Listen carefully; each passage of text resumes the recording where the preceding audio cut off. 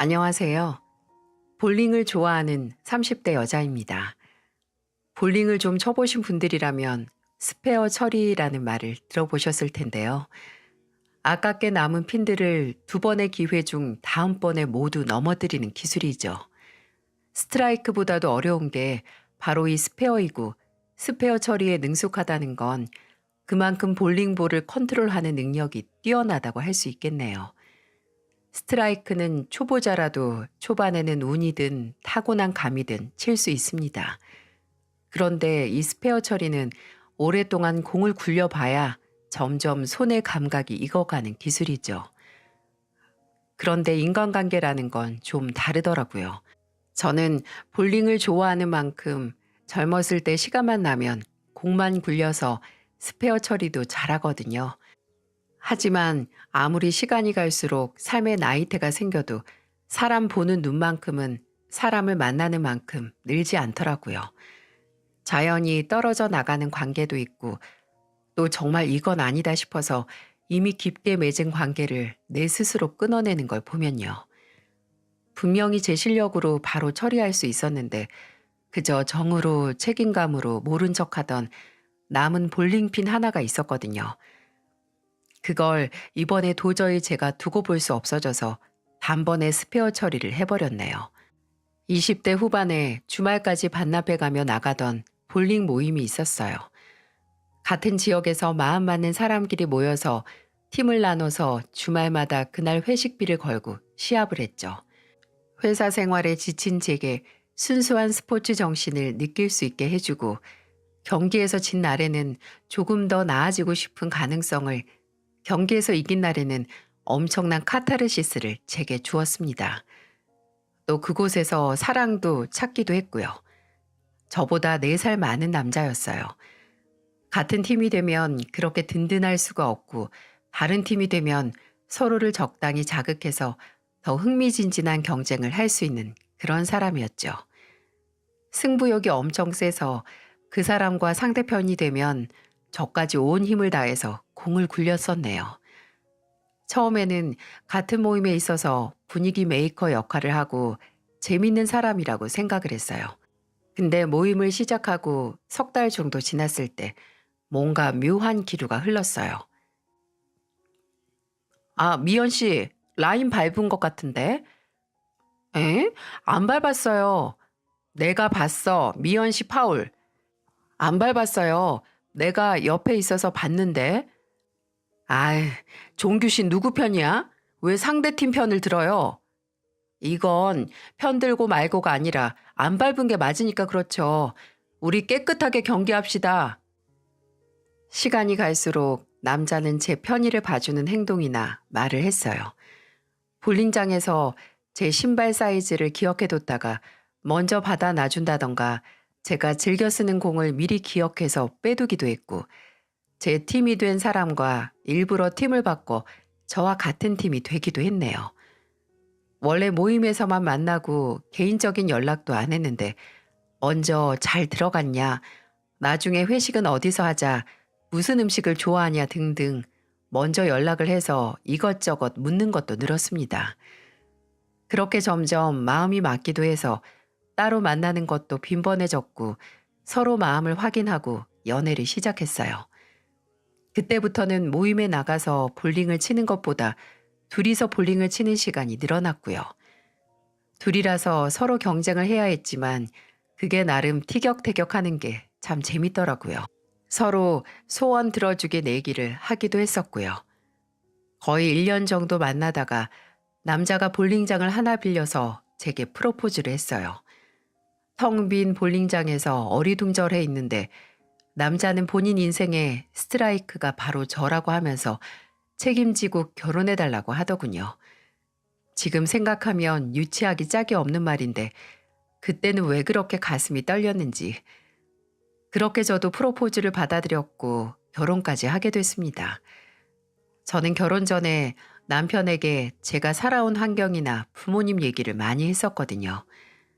아버지께서 30년을 넘게 용접공으로 일하셨는데 아직도 은퇴 생각을 안 하시고 요새 주식에 취미 붙였다는 것과 콩나물 국밥집을 하는 어머니께서는 사실 예전에는 요리를 못 하셨다는 그런 거요. 그래서 남편은 결혼 전 양가에 인사드리러 갈 때 제게 들은 정보가 많아서 부모님과 이런저런 이야기를 수월하게 할 수 있었죠. 근데 남편은 제게 시댁에 대해 별 다른 말을 안 했습니다. 부모님은 고향인 충청도에서 계속 농사 지으면서 살고 계시고 동생은 거의 연락도 안 해.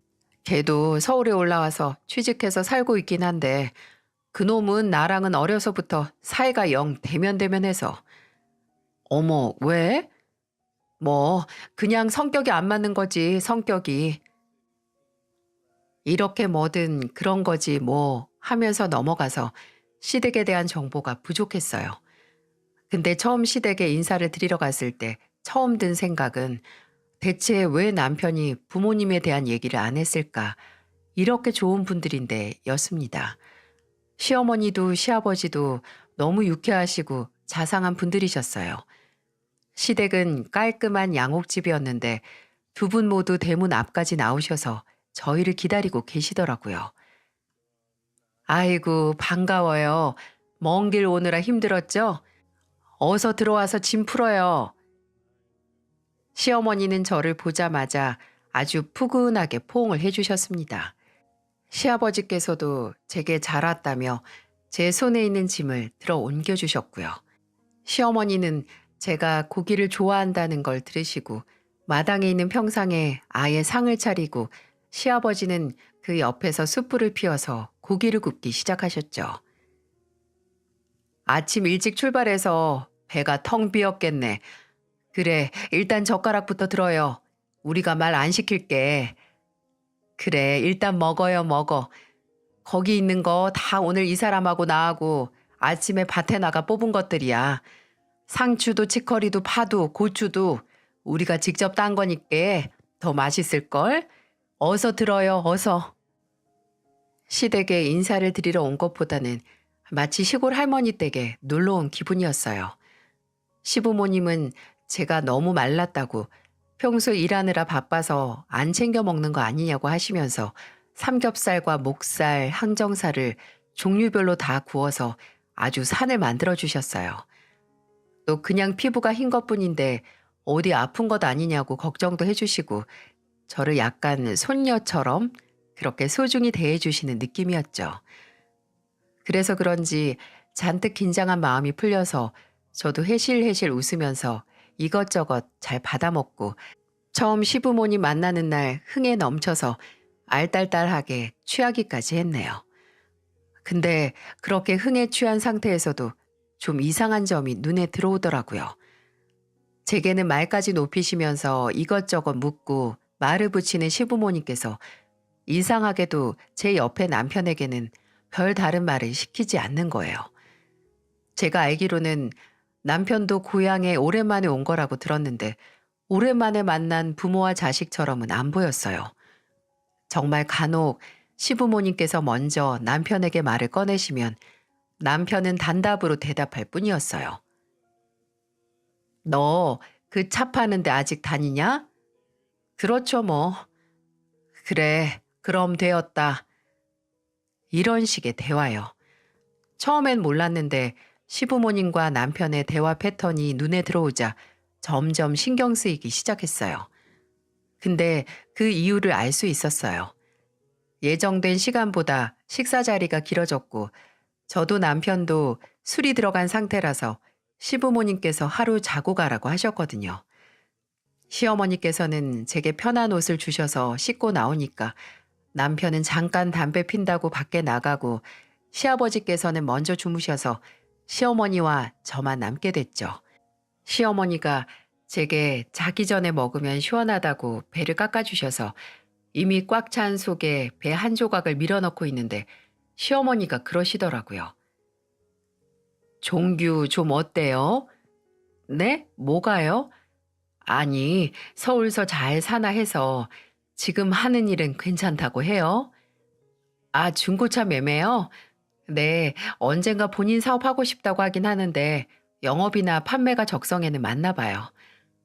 그래, 걔가 원래 누구 아래서 일하는 게 안 맞는 애예요.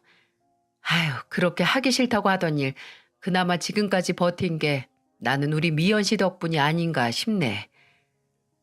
남편이 시부모님과 연락이 뜸하다고 하긴 했지만 시어머니께서 제게 남편이 서울에서 어떻게 살고 지금 하는 일은 괜찮은지까지 묻는 게 좀 의아했어요. 제가 그 의아함을 천천히 곱씹고 있는데 시어머니께서 무겁게 입을 여셨습니다. 종규가 그 중고차 매매점인지 뭔지 처음에는 일하기 싫어했거든. 왜 아니겠어. 30 전부터 본인 사업한다고 이리저리 뛰던 앤데. 근데 그 사업이라는 게 그냥 뛰어든다고 되나? 다 운이 있고 실력이 있어야 하는 건데. 에휴, 근데 자는 천상 그 2개 다 없었던 거지. 뭐 하나 한다고 나랑 우리 양반이 풀떼기 뽑아다 벌어모은 돈 다 날렸지. 다 날렸어. 아주 왼수가 따로 없었다니까요. 나중에는 동생 돈까지 날리고 정신 차려서 지금 다니는 곳에 정착한겨. 그것 때문에 동생하고는 틀어져서 얼굴도 안 봐. 아들 2놈이 몇 년째 집에 오면 마주칠까. 부모 얼굴 보러 오지도 않았다니까. 내가 속이 문드러 터지지 터져. 처음에는 그 무서운 사업병 걸린 놈이 언감생신 얻은 직장 다시 때려치울까 무서웠는데 우리 미연 씨랑 결혼한다고 그나마 꾹 참고 다니는 것 같아서 내가 미연 씨한테 고마운 점이 아주 한두 가지가 아니에요.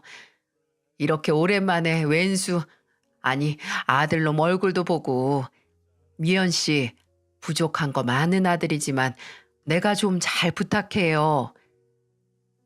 남편이 왜 본인 가족 얘기를 잘 안 했는지 시부모님과 사이가 왜 서먹서먹한지 알겠더라고요. 나중에 남편과 이 문제에 대해 결혼 전에 대화를 했는데 남편도 부끄러워하더군요.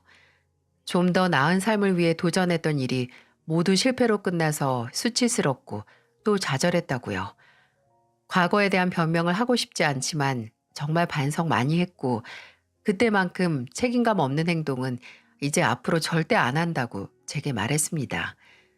부모님이 다시 준 기회를 절대 놓치지 않고 실망시키고 싶지 않다고요.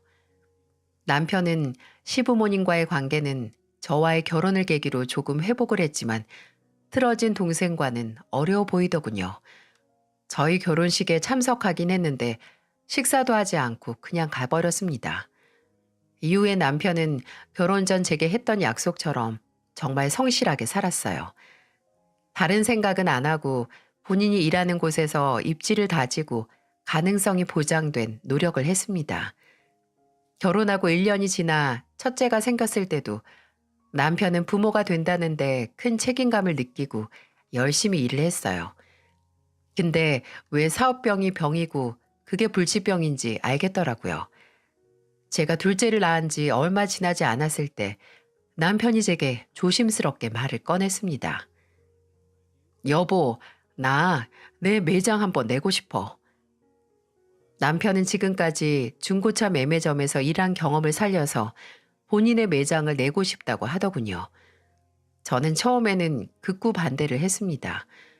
왜 잘 다니던 직장을 그만두냐고 하면서 말이죠. 당신 지금까지 사업한다고 했던 것 중에 잘 된 거 하나 없었잖아. 내가 당신 상처 주려고 하는 게 아니라 이제 우리 키워야 될 어린 자식이 2이나 되는데 현실적으로 보자는 거야. 그때랑은 다르지.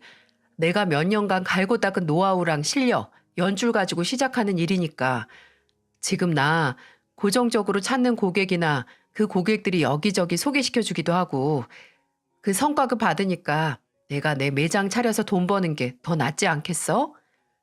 그래, 당신 능력 있는 거야 잘 아는데 이미 자리 잡은 직장에서 일하는 거랑 당신 이름 걸고 새로 문 여는 매장 관리하는 거랑 감수해야 되는 게 너무 다르잖아. 그리고 돈은 처음 시작하는 자금은 어디서 구할 건데 우리 당신 사업에 투자할 여윳돈 없는 거 잘 알잖아.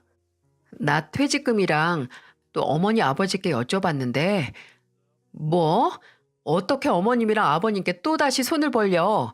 이미 당신이 까먹은 돈이 있는데 무슨 염치로? 이번이 마지막이야. 이번에 마지막으로 빌려주신대. 어? 나 이미 나 따라온다는 직원들도 있고 부모님도 도와주신다고 하는데 이 기회 놓치고 싶지 않아. 지금 거기서는 미래가 없어. 더 이상 오를 연봉도 없고, 당신 말대로 우리 애가 둘인데 이 수입으로 계속 살 수 없잖아. 어? 남편은 몇 날 며칠 제 동의를 얻기 위해 빌었습니다. 마지막으로 원하는 꿈이라고 제발 믿어달라고요. 제게 앞으로의 사업 구성 기획에 대해 프리젠테이션을 하기도 했고 데려온다는 직원을 소개시키기도 했죠. 어떻게 해서든 본인의 매장을 열기 위해 지극정성을 쏟는 남편을 보니 마음이 약해지기도 했고 또 멈춰야 하는 일에 브레이크를 걸어줘야 하는 것도 부부가 할 일이지만 또 그토록 원하는 일에 믿음을 주는 것도 부부가 하는 일이 아닌가 싶었습니다. 저는 한 가지 조건을 걸고 남편의 사업을 허락했어요.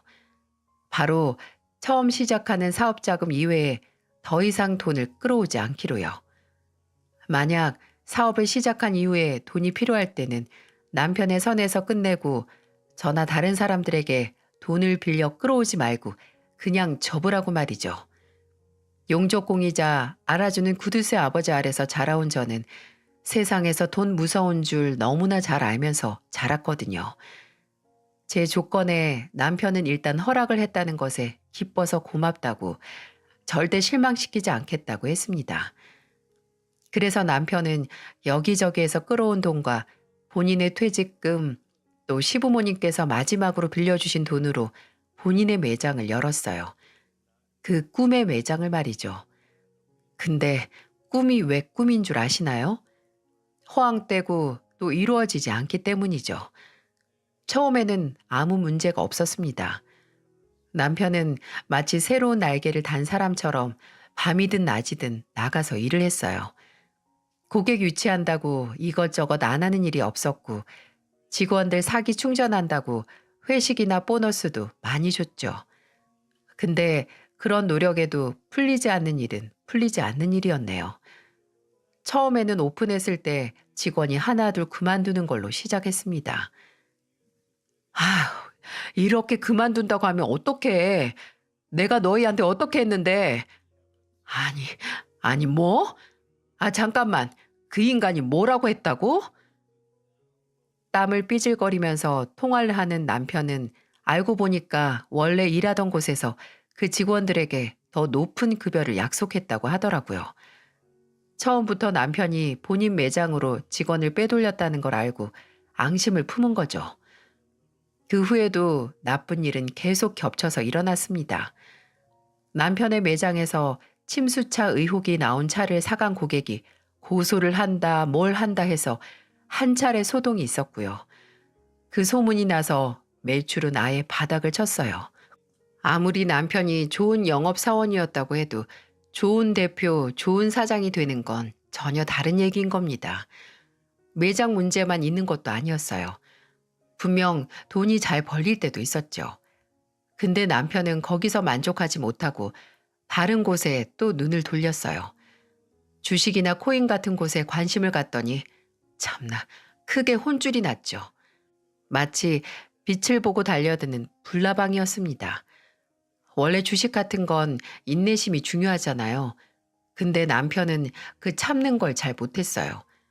하루 종일 주가 소식만 보다가 조금이라도 떨어지면 발을 동동 구르면서 조금이라도 덜 손해본다고 처분을 하는 걸 반복하다가 흑자 볼 걸 적자 보는 타입이었죠. 그냥 만족하고 매장 일만 했으면 됐을 텐데 그 욕심 하나 때문에 남편의 사업은 매장 문을 연 지 1년도 채 안 돼서 점점 그 끝이 보이는 것 같았습니다. 하지만 그걸 당사자인 남편만 모르는 것 같았어요. 몸이라도 부서져라 일을 하면 상황이 나아질 거라 믿은 건지 남편이 밖에서 보내는 시간은 늘어만 갔네요. 저도 그런 남편이 안쓰럽고 또 짠해서 집에서는 괜한 말도 하지 않고 그저 묵묵히 옆을 지켜줬습니다. 남편의 수입이 그렇게 고정적이지 않으니까 저도 일을 하면 좋았을 텐데 이미 둘째를 낳고 회사는 그만뒀고 또 남편이 안 풀리는 일 푼다고 밖에서 보내는 시간 외에는 육아에는 아예 손을 놨었거든요. 그러니 제가 애들을 두고 다른 일을 시작할 수도 없었어요. 근데 제가 어떻게 해서든 이 상황을 이겨내려고 하는데, 여러분, 사람이 몸이 피곤하고 일이 안 풀리면 어떻게 되는지 아시나요? 그렇죠. 예민하고 신경질적으로 변합니다. 남편도 별반 다르지 않았어요. 제가 무슨 말만 시키면 아주 거슬리고 귀찮다는 표정으로 뭐? 라는 말부터 꺼내더라고요. 나중에는 집에서 조금이라도 애들이 시끄럽게 놀면 눈치를 주기 일쑤였고요. 그럴 때마다 또 저희 사이에 싸움은 시작됐죠. 일이 도저히 안 풀려도 애들한테 화풀이 좀 하지 마. 애들은 시끄럽게 노는 게 걔들 일이야.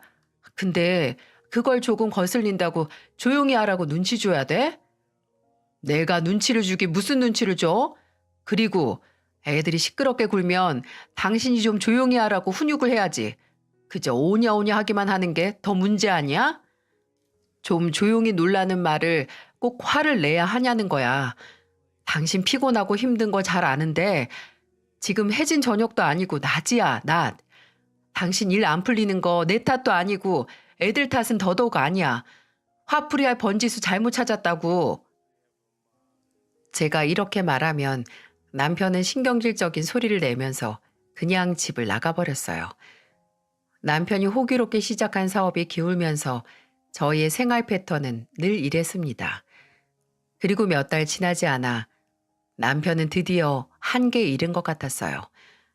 평소 집에 있어도 모른 척하고 잠자느라고 바빴을 사람이 아침부터 제게 이런저런 말을 시키는 거예요.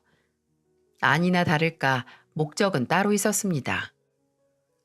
여보, 내가 지금 너무 힘들어. 들어오는 돈보다 나가는 돈이 더 많아. 그래서 그런데 혹시 나 좀 도와줄 수 있어? 내가? 어떻게? 당신 앞으로 대출을 받든지 아니면 장인어른한테라도. 여보, 처음에 나랑 한 약속 잊었어?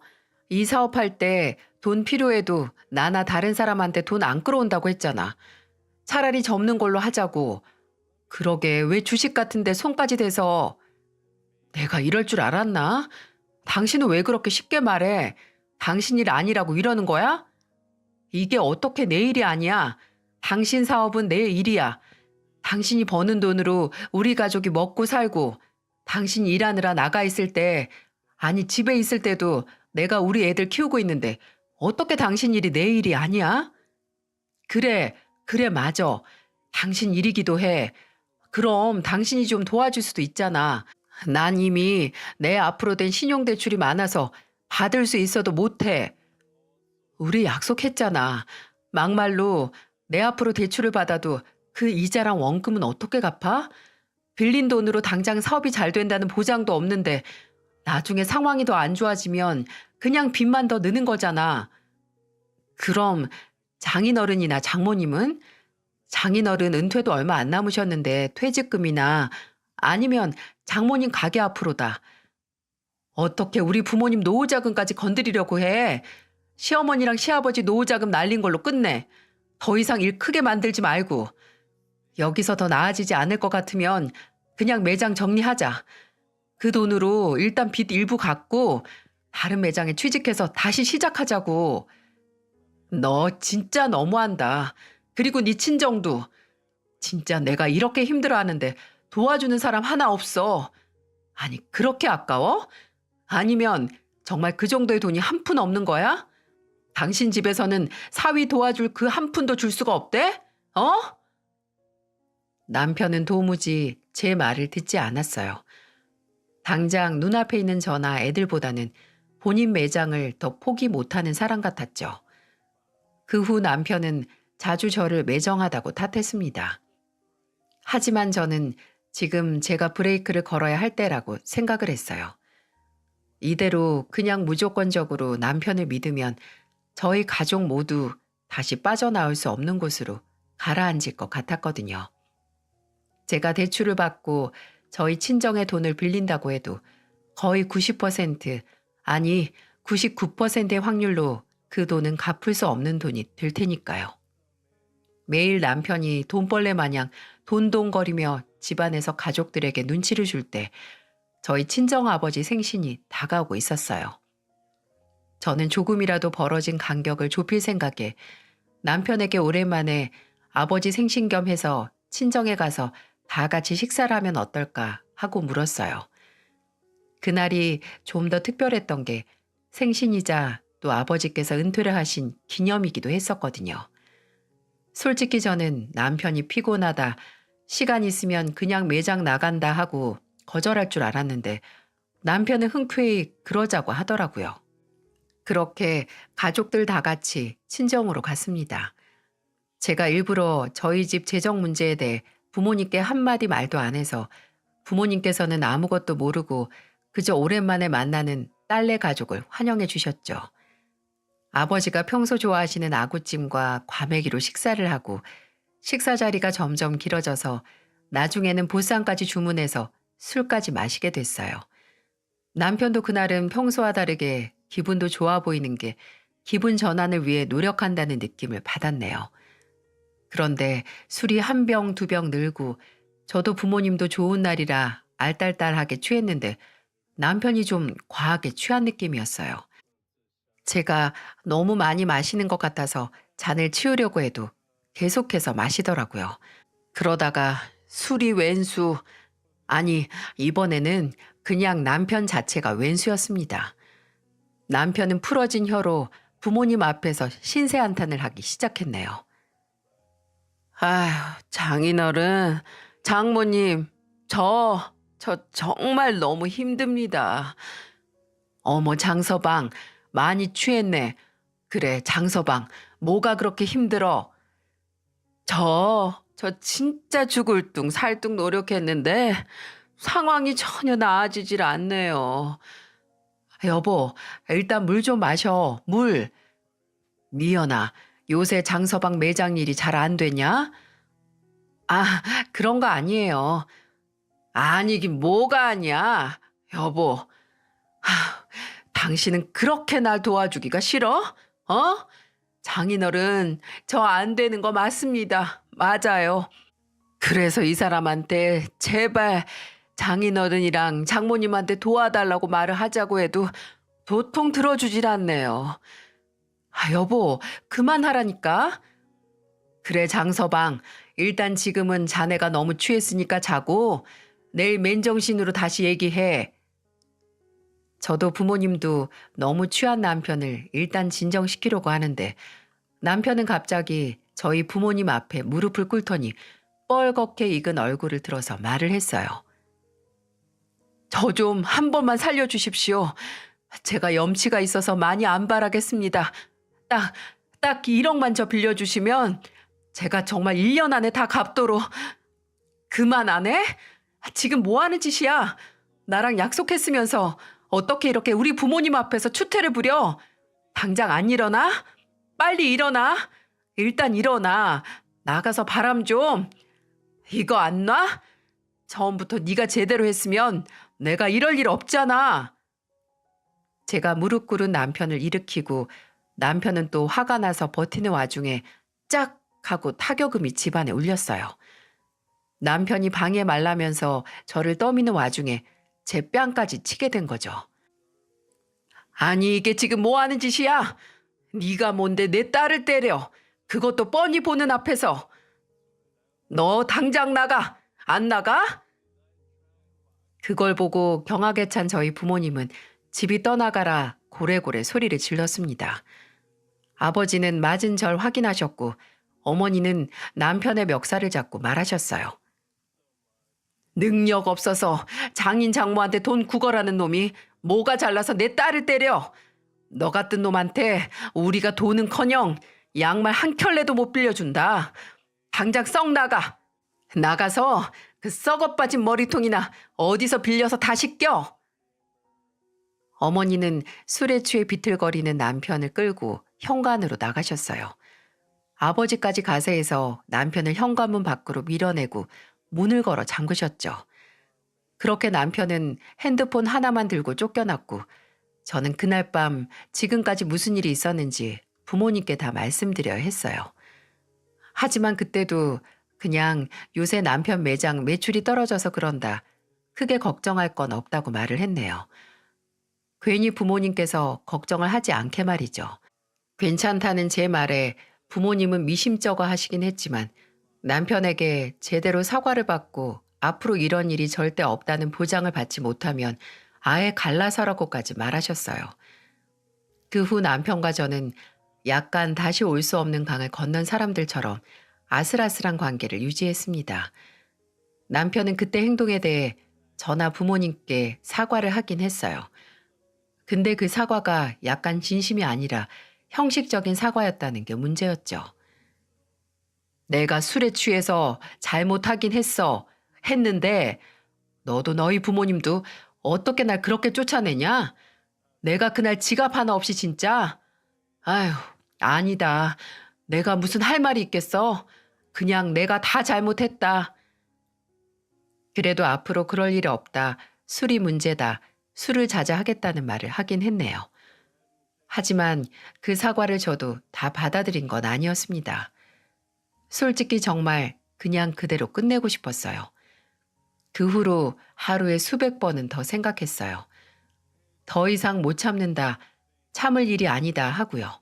근데 둘째가 아직 제대로 말도 못하는데 내가 내 감정에 치우쳐서 결정을 내려도 되나 싶었습니다.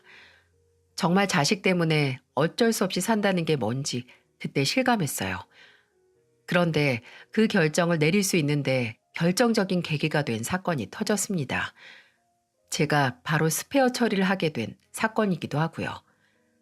아버지 생신 몇 달 후에 아버지께서는 은퇴하신 후에 새롭게 주유소를 인수하셨어요. 평소 알뜰살뜰하게 모은 돈과 퇴직금 또 틈틈이 주식으로 이익 본 걸 정리해서 큰 결심을 하신 거죠.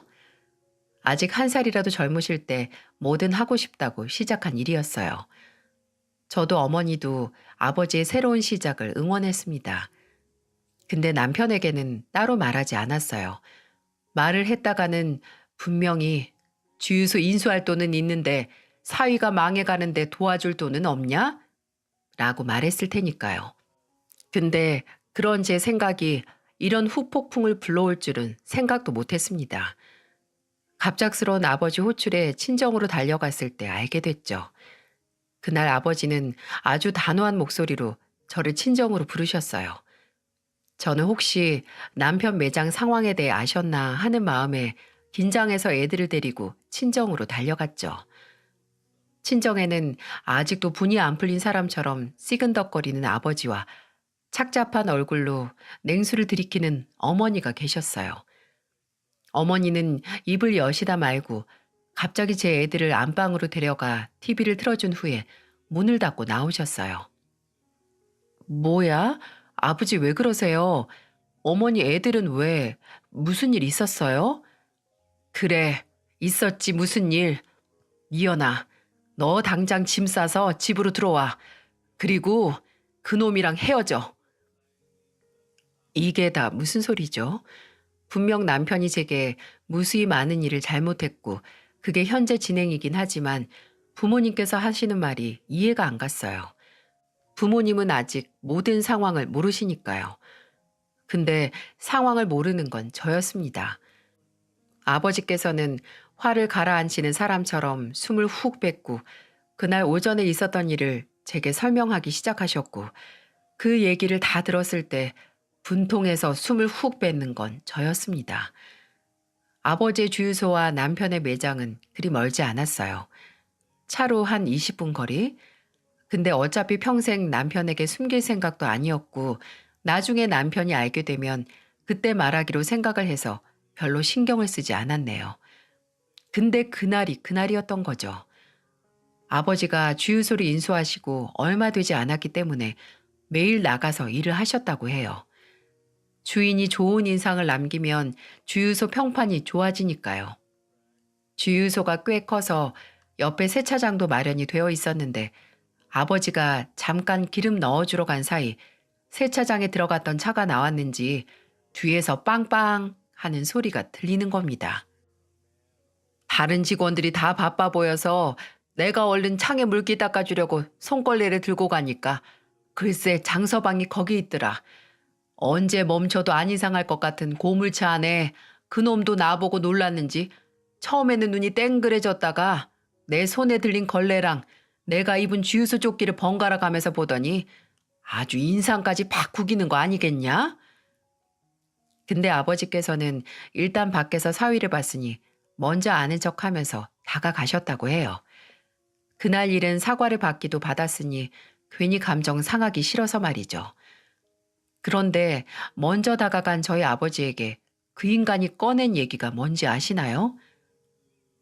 참, 이 정도로 한 푼이 아쉬운지 알았다면 괜히 돈 얘기 안 꺼내는데 나이 70 먹고 고생하시네요.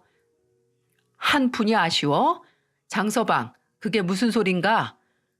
아, 됐으니까 말 그만 시키고 돈 받으셨으면 일하세요. 여기 물기 제대로 닦고, 아, 그 조끼 입으셨을 때는 괜히 아는 척 안 해주셨으면 좋겠네요. 저도 이 근방에서 얼굴 내걸고 장사하는데 평판 있고 수준이라는 게 있죠. 아니, 왜 가만히 있으세요? 빨리 닦아요. 저 바빠요. 무슨 상상을 혼자 처먹고 오해를 했는지 도저히 알아먹지도 못하는 무례한 말만 골라서 했다는 남편.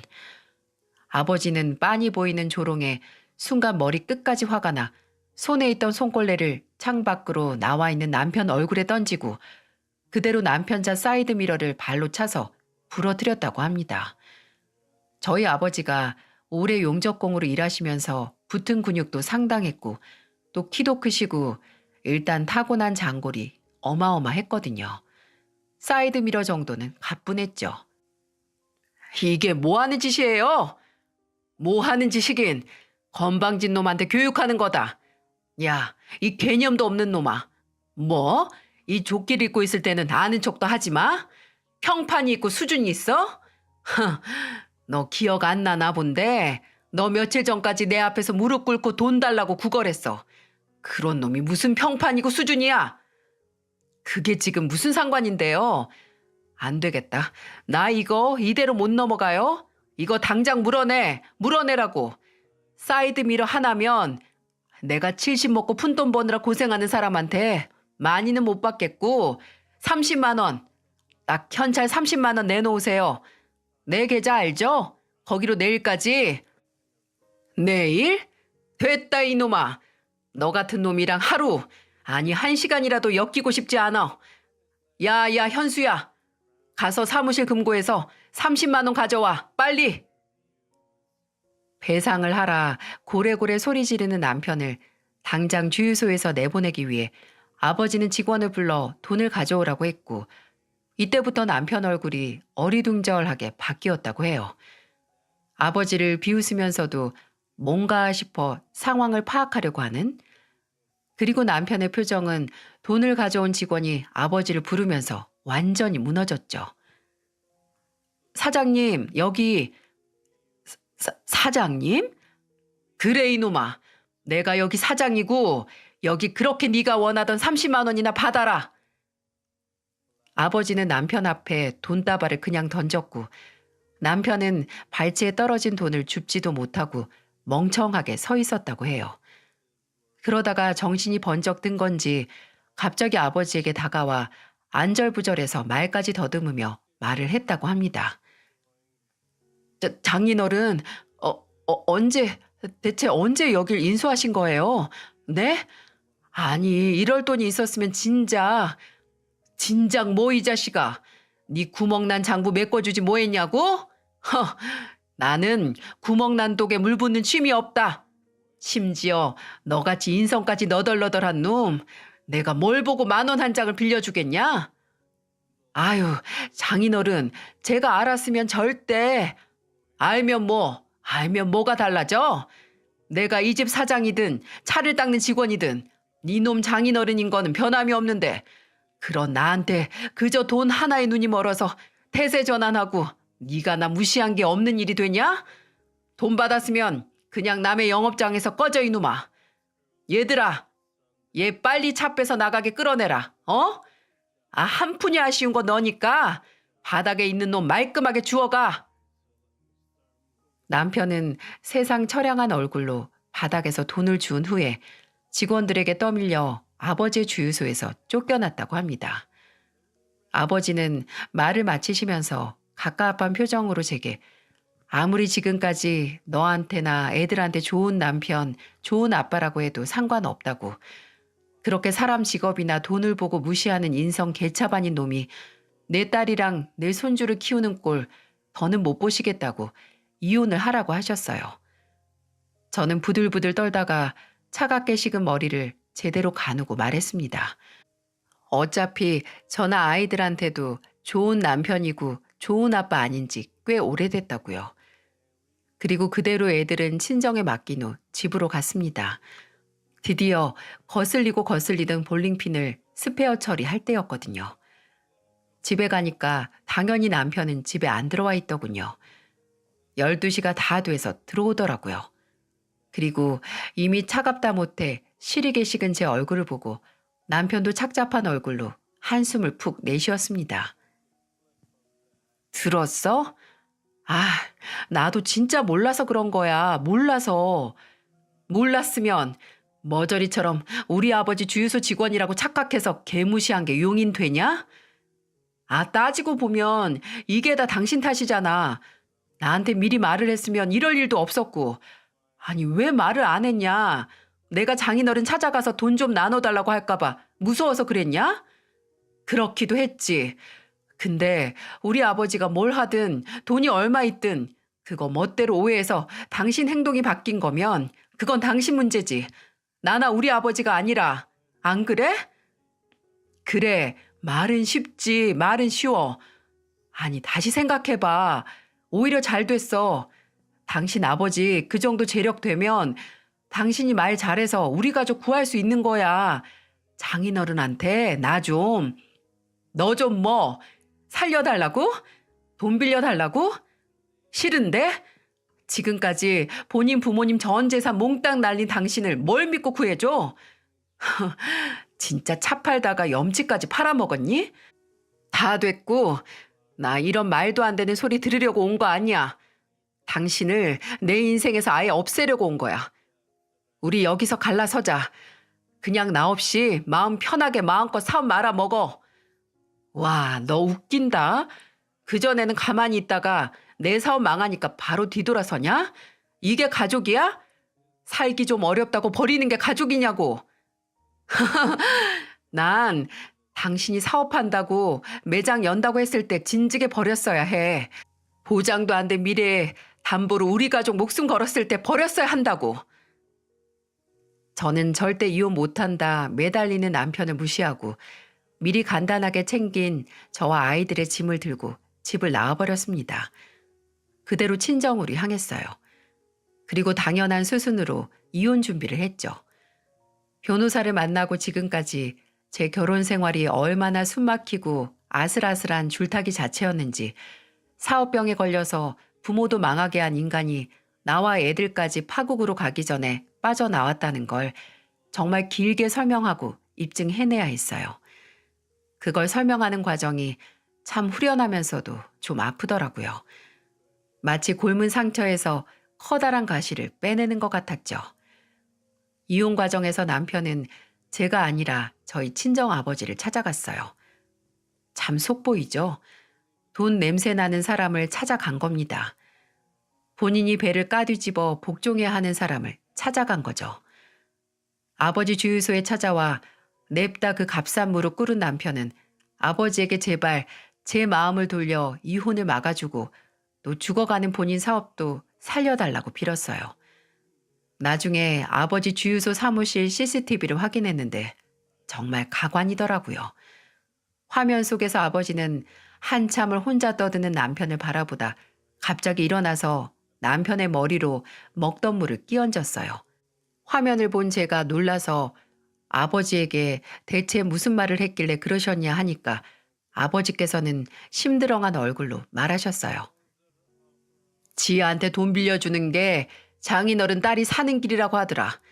외동딸 이혼녀 만들고 싶냐? 지가 돈이 있고 성공을 해야 딸이랑 손주들 다 행복한 거라고 현명하게 잘 생각하라고 해서 냅다 내가 들이부었지.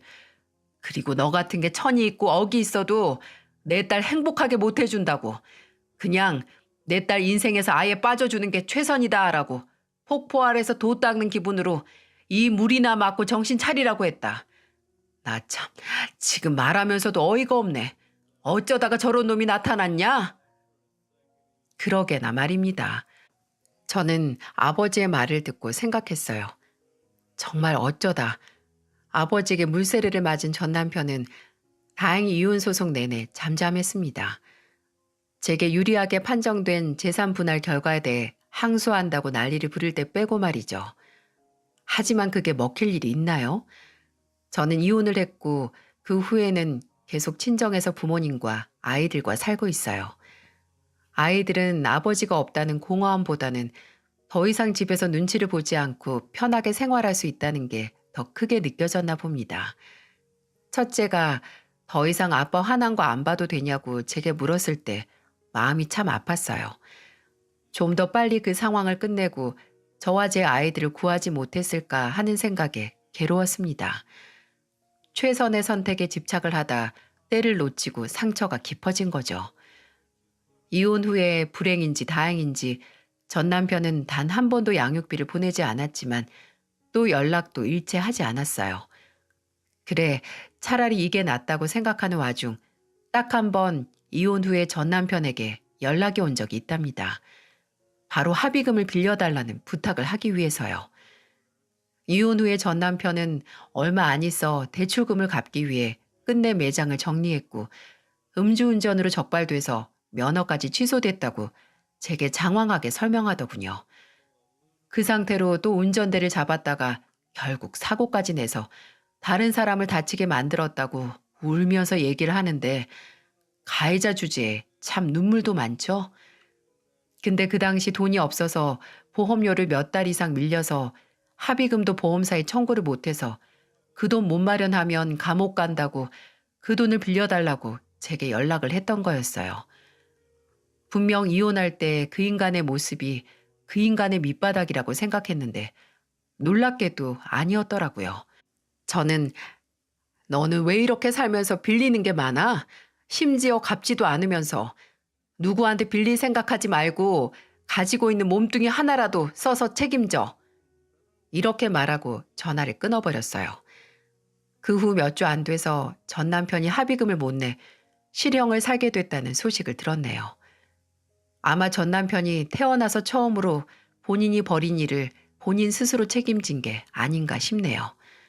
이따금 그런 인간을 선택한 제게 큰 실망을 하곤 했습니다. 하지만 시간을 되돌릴 수 없으면 앞으로 다시는 같은 일을 반복하지 않게 방지하는 게 더 건설적인 반성의 방법이겠죠. 사람을 가려내는 일은 공을 굴리는 일처럼 시간과 노력을 쏟는 것에 비례해서 느는 게 아니라 좀 더 확실한 방법을 쓰기로 했어요. 그냥 안 만나려고요. 좀 황당하고 극단적인 결론이긴 하지만 당분간 남자는 제 인생에 들여놓지 않으려고 합니다. 전 남편처럼 목내 걸고 괜한 위험 감수하다가 인생 통째로 날려먹지 말고 그냥 아예 근본적이고 무식한 해결 방법으로 미연의 방지를 하려고요. 둘째가 어린이집에 갈 때쯤 다시 일을 시작할 예정이고 저와 제 곁의 가족에게 브레이크든 무조건적인 믿음이든 쏟으면서 살아야죠. 공을 잘 굴리는 만큼 핀을 잘 쓸어들이는 만큼 제 인생도 잘 굴리고 제 앞을 가로막는 장애물도 잘 쓸어드려야겠죠. 부디 제 이야기를 끝까지 들어주신 여러분께서도 여러분 앞길을 가로막는 장애물을 모두 쓰러뜨리면서 열심히 사시기를 바랍니다. 모두들 행복하시고 또 건강하세요.